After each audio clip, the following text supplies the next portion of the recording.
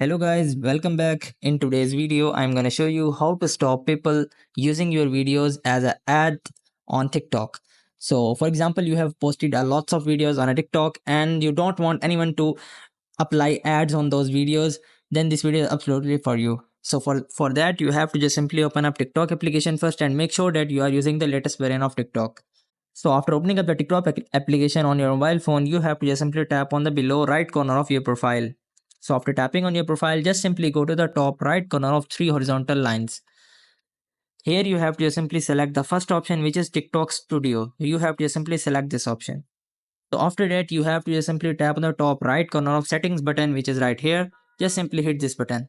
And here you guys will be able to see the first option is ad settings, which is displaying as with the settings on. You will be able to allow advertisers to use your post in their ads. So what you have to do is just simply toggle off this option. So after toggling off this option, no one can apply ad on your videos and no one can use your videos as an ad on TikTok. Here it is. So I hope this method find you well. Do like, share, subscribe. Thank you so much. Bye bye.